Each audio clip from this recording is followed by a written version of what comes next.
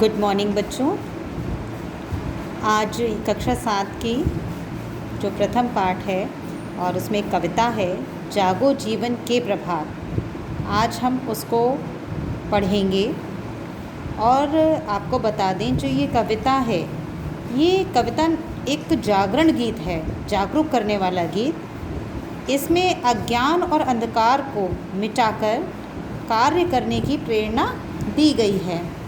एक प्रेरित करने वाली कविता है। और आपको ये बताएं, जयशंकर प्रसाद जी हैं, वो कवि हैं, उन्होंने लिखा है इस कविता को। एक बार मैं पढ़ती हूँ, आप लोग थोड़ा सा कठिन शब्दों पे भी ध्यान देंगे जिससे आपको क्लियर समझ में आए कि कहाँ क्या लिखा है।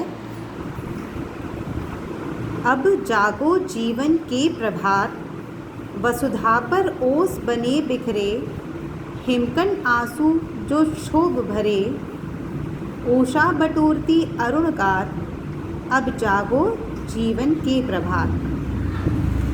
तम नयनों की ताराएं सब, मुंद रही किरण दल में हैं अब, चल रहा सुखद यह मलयवात, अब जागो जीवन के प्रभात।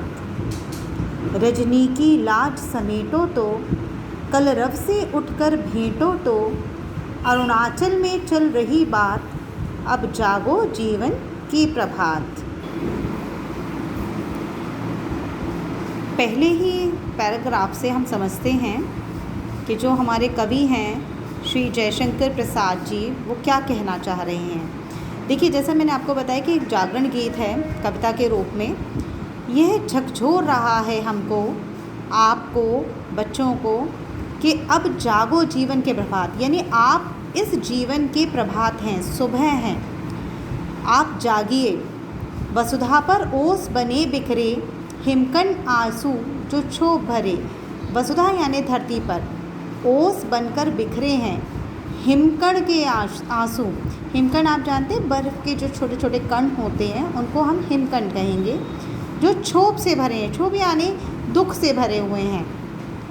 उषा बटोरती अरुणगात, उषा आप समझते हैं कि सुबह जो एकदम से सूरज उगता है और वो दोनों, मतलब रात ख़त्म हो रही है, सुबह शुरू हो रही है, हम उस समय को उषा काल कहते हैं। तो उषा बटोरती अरुणगात, अरुण यानी लालिमा फैल जाती है। सूरज जब उगता है तो एक लालिमा सी होती है, लाल रंग सा होता है वो। हाँ, तो ये समय है और अब आप जीवन के प्रभात हो, आप कृपया जाग जाओ। कवि आपसे बार बार कह रहा है कि आप जाग जाओ, यानी कि जो भी गलत हो रहा है उसको रोको और जागो। तम नयनों की ताराएं सब, मुंद रही किरण दल में हैं अब।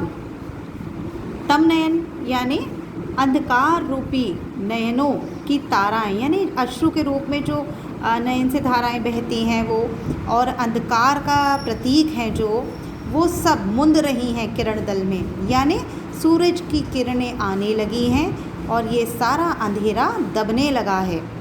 आप मतलब सुबह का अगर आप कल्पना करें कि सुबह का कैसा दृश्य होता है तो आपको ये सब समझ में आने लगेगा और इसको आप अपने जीवन से भी जोड़ सकते हैं।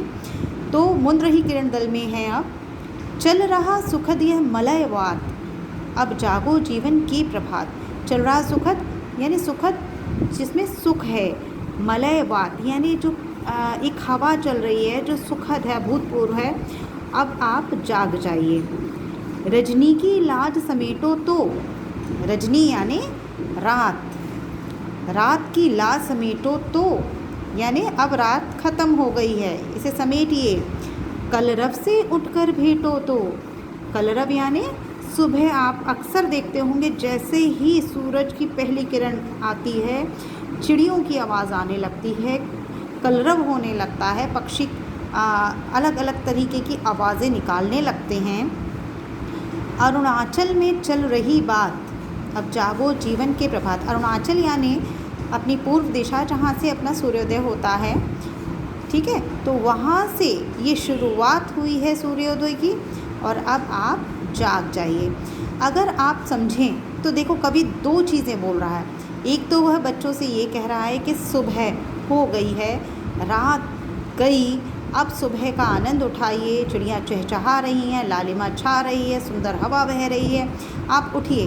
साथ ही साथ इसमें एक गहरा अर्थ छुपा है कि कोई चीज़ नकारात्मक थी या कोई अंधकार था अपने समाज में या कोई बुराई थी जिससे हम परेशान थे, ठीक है। रात की तुलना बुराई से की गई है कि अगर हमारे आसपास कोई बुराई थी जिससे हम लड़ रहे थे, तो अब सोचिए सुबह की पहली किरण दिख रही है। अब हमें जाग जाना चाहिए, हमें अपनी पूरी शक्ति समेट करके उस अंधेरे रूपी